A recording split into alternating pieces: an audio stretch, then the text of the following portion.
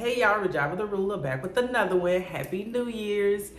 It started off amazing. Yesterday I did an interview with Say Cheese TV. So your girl is really excited about 2023. I spoke about some things in that interview that I haven't even produced content about. So I decided to do this video because it's like I can't do my people like that. So before that interview drops, we gonna drop this video. So y'all will already be hip to it. Now it might be news to everybody else, but it won't be news to y'all. So I've gotten so many questions about my co-defendant, so many questions. And it's like, I just overlook them. I don't respond to them.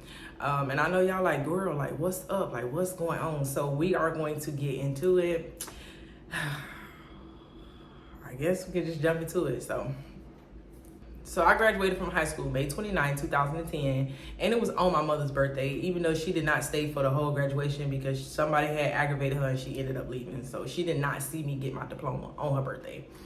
And at that time, my sister was in prison. She only had like a year and a half, but she was in prison when I graduated. So I told y'all about the 5 colleges and universities that I got accepted to. And I didn't end up going to college that August. Like I was like, you know what? I'm gonna stay here and help my mom because my sister has 2 kids. One of them lives with me now. So I was like, I'm gonna stay home, help my mama with the kids. Like it's too much on her. So that was my excuse. But really looking back, it was more so that even though I got those acceptance and I could have went off to school, I didn't know nobody who went to college. Like I didn't know nobody who was successful and living a good life. So I was kind of like insecure to it. It was like, why me? Like I didn't feel like I could get out that cycle. So I said that I was staying home to help my mom, which I did stay to help her, but I really think that was just my way out. So I should have went off to school in August, because if I'd have went off to school in August, we would not be where we are now. I ended up catching that charge November 7, 2010. So like I said, if I would have went to school, I would not have the testimony that I have. So I ended up, earlier that year, I did meet my co-defendant. He was in prison, and like growing up, I used to hear stories about him. He was very infamous. Like he was very like abusive. I used to hear stories about like how he used to roll, like what he used to do. I'm talking about ever since growing up, everybody used to hear about him, but he was in prison. And I even heard this one story about him where his girlfriend, he beat her and knocked her eye out of the socket. Like eye socket out. Like the eye was out. And it's like, out of all the stuff I've ever heard, I'm talking about with professional fighting and everything, I ain't never heard about nobody eye coming out of the socket. So, you know, that was like a big deal. And he ended up getting out of prison February of 2010. And I didn't know him, I just knew of him. So when he got out, I remember I was walking with my friends. So like our hood is like, it's kind of like a community. So it's real ducked off. It's one way in, one way out. So I was walking with my friend, you know, in the areas that I was allowed to walk in, even though I was grown. My mama still didn't play that. So I was walking with my friend, which is his cousin. And we was walking, and this was the first time I seen him. And he was in this car. The windows did not work. It was summer. Like, well, actually it was spring, but it was hot. It's Florida, so it felt like summer all the time. And the windows didn't work, so he was like riding around with like the door open to get some air. I guess the windows nor the AC worked. So me and my friend, we just walking, and he's like, you know, looking like, watching me while I walk. And then he like opened up the door, and he's like, you know, doing a little cat call, like, hey, you know, what's up? Hey, what's your name? Who is that? Like asking his cousin who I am and all that. And I've always been like, who you talking to? Don't talk to me. So I didn't even respond to him. Like I like looked at him and rolled my eyes and kept walking, and like all his little cat calls, I was not paying no attention to it. I just kept walking like, sir, go on about your business. I was 18 at the time, and he was like 30, 31. So I kept on about my business, and he would do that like all the time. And like my friend was like, oh girl, like, you know, like he was very infamous. So, you know, the girls was like, oh girl, you know, that's him. And regardless if you don't have a backstory, when you get out of prison, you be a big deal. Like for men, it'd be a big deal for them because most of the time you come home from prison and you be in shape, you look good, like you done worked out and everything. So the men be a hot commodity because you ain't been out here to sleep with her, and her. So women be like, oh yeah, you know, it's like new booty. So they be a hot commodity. And it's the same thing for women when you get out of prison. Like men feel like, oh, you ain't had sex in a while. So it's like when you get out of prison, you just like a hot commodity regardless of if you had a pass. So he had a pass on top of that. So, you know, they was like, oh girl, like, you know, and I'm like, not interested. And he used to always do this. Like when I be walking with her or when I walk with somebody else, he'd like always stare and everything. And I used to just like not pay him no attention. So I remember one time I was riding in the car with my friend, the one I told y'all I was my best friend for like 10 years before I went to prison. So I'm riding in the car with her, she's driving, and they like having a block party out, and he sees me in the car with her, so he like flags her down, and he's like, hey, you know, cuz, like, what's up, what's going on? And she like, nothing, you know, what's good? And he was like, what's up with your friend? Like, put me in with your friend. So I'm sitting on the passenger side, like, in my phone, and I'm like, attitude and all, and she was like, ooh, like, you know, all that kind of little girly stuff.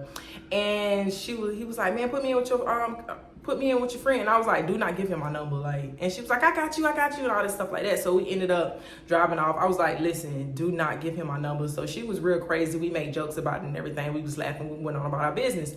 And like, this is over the span of like, he tried to talk to me for like 2 months before I actually gave him the time of day.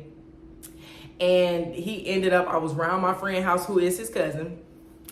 And he came around there for something, and my cousin, that's like his homeboy, was there, and it was like, oh, you know, my dog said this, that, and the third. And I'm like, not interested, like, no, thank you. And everybody was like, you know, he got money, like he got this, he got that, like, you know, do your thing, like all this other stuff like that. And I'm like, no, like he's dropping around in his hot box. Like, how much money can he have anyways? His windows don't work and his AC don't work. And I was not like necessarily intimidated by older men, but I was a virgin at the time, so I definitely wasn't finna jump off the porch with a grown man. Like, you got enough experience for the both of us, okay? So my cousin was like, you know, just that and the third, like, so I'm like, no, I'm not interested. And eventually he ended up getting my number, so he would like text me and like call me. I would not answer his phone calls. Like, he would text me, and like I would just be so mean in the text messages and stuff, like just throwing salt. I guess that kind of like excited him. Some men like the challenge. Some people, they feel like you playing hard to get, so they want to like wear you down. So, and in my experience, every single relationship that I was in where somebody had to wear me down, it was horrible. Something was throwing me off from the beginning, okay? So he ended up texting me and stuff. So I'm talking about, this is like probably like a month and a half, almost 2 months in. So I'm walking and everything, and I was by myself at this time. So he's like, you know, just ride with me. He was like, just take a ride with me. So I'm like, okay, whatever. At this time, he done got a new car. He had ended up getting a newer Magnum, so he was no longer riding around with no AC, and the windows was broken. He had a new car, all this stuff like that. Now, he went from a hot box to a new car in like a month and a half. So he's like, you know, ride with me, this, that, and third. So he was so persistent. I was running out of no's. I was running out of ways to say no. Like, I was running out of ways to turn him down. Now, my turn down game is strong. I don't run out of excuses. I was a child. So he was like, ride with me. So I'm like, okay. So I rode with him. Like, I'm still sitting on the passenger side, like, still not interested, arms folded, like in my phone, just not interested. But I ran out of ways to say no. So I'm in the car with him. He riding around, like he went to different places, and like he would talk to them. They would pass him money and stuff like that. So every time we stopped somewhere, he would give me the money and be like, hold it. So I'm like, hold it yourself. He was like, man, just hold it. You know, hold it for me. So I'm like, all right. So we riding around. He's collecting money. So I was only with him probably like an hour, maybe 2 hours.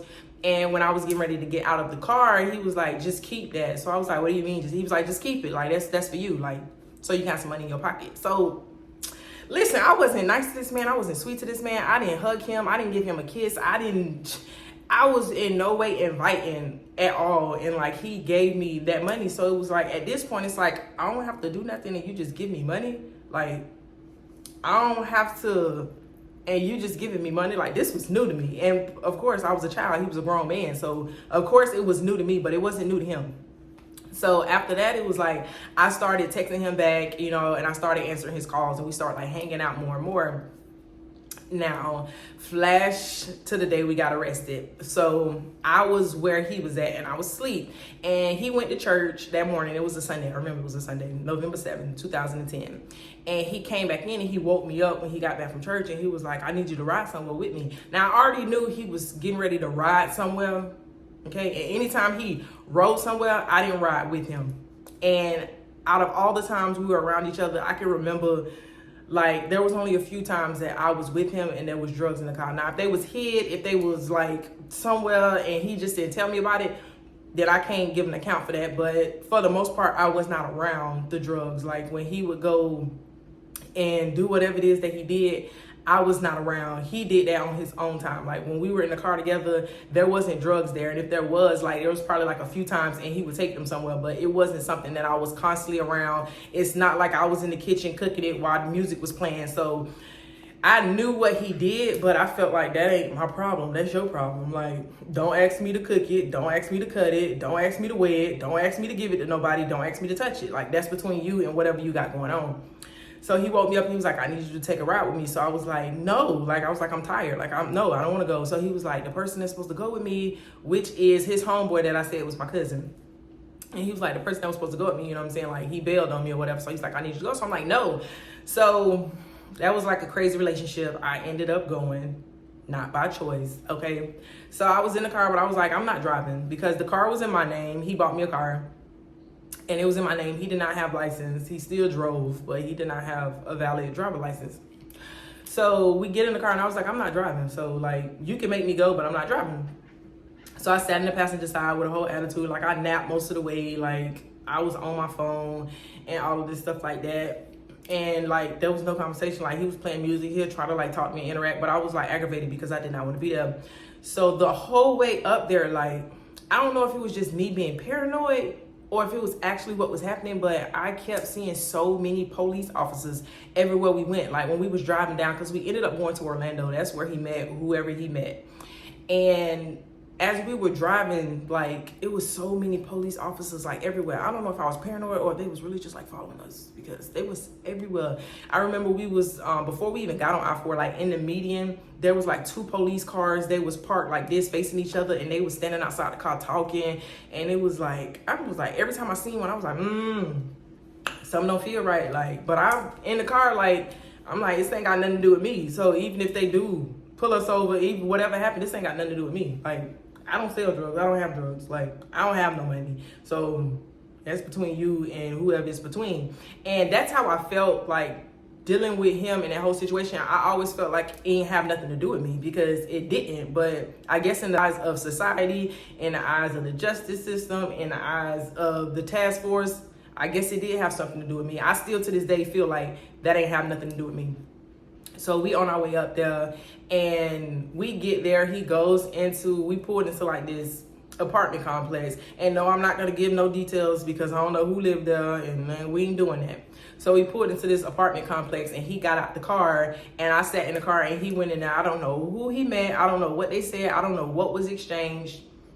Matter of fact, back that up. So before we went and got on the road to go to Orlando, we stopped in the town over in Sebring and we stopped at like one of the dudes that he like deals with. We stopped at his house. He went in there and he like talked to him. I sat in the car this whole time and he wasn't in there that long, but he went in there and I know he picked up some money from him.